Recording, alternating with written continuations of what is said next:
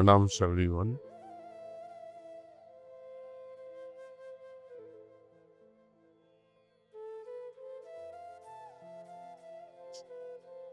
सभी अभ्यासियों में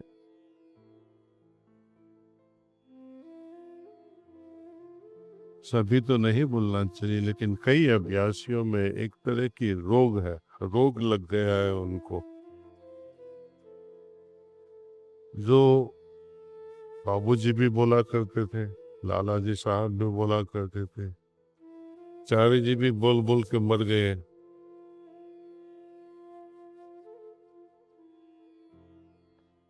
बहुत से लोग अभी बदलाव में है, लेकिन कई लोग वैसे के वैसा ही है।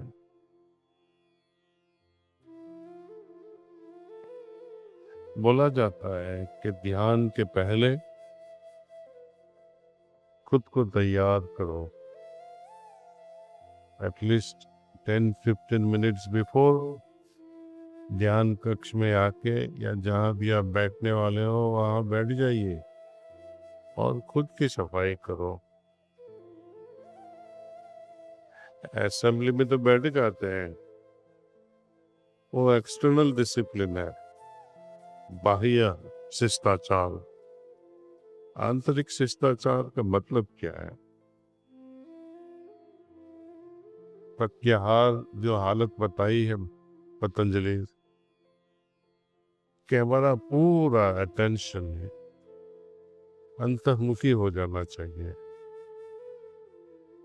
ध्यान के पहले पूरा का पूरा एनर्जीज, अपनी ऊर्जा अपनी हृदय की ओर लाके स्थायित करनी है, स्थित करनी है।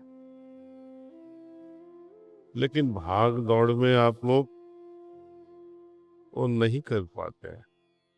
आपका ध्यान ही कहीं और है, तो ध्यान सही में कैसे लगेगा? दादी प्रणाम, हमको सुन लिया आपने, दादी प्रणाम। यदि if I don't acknowledge them, वो और जोर से चिल्लाते हैं और हमारे को भी परेशान कर देते हैं। तो एक कैसा रोग लग गया है हम लोगों को।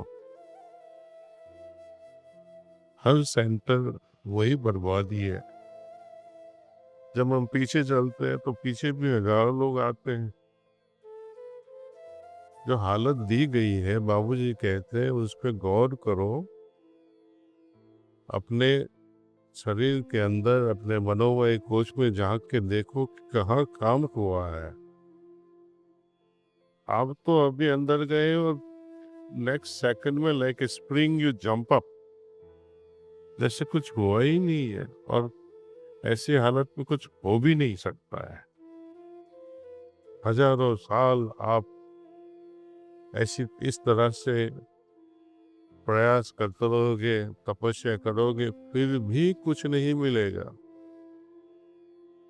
बाबूजी जैसे लोग आएंगे जाएंगे, फिर भी हम वैसे के वैसे रह जाएंगे। एक अपना अंदर से कुछ बदलाव लाओ, बाह्य शिष्टाचार वो भी अपनाओ। आंतरिकता बहुत ज्यादा जरूरी है।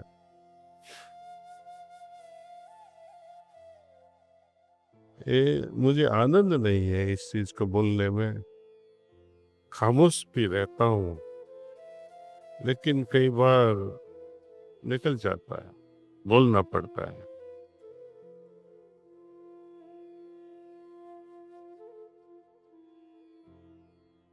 तो आप इस चीज पे आप ध्यान से सोचिए। बाह्य देखाव करने से वो मिटा डालो, औपचारिकता से उनको खत्म करो, अंदर जाओ। नहीं तो मैं तो गारंटी के साथ कह सकता हूँ, all masters will come and go. They will not fail in their task, but you will fail them in fulfilling their task. Thank you.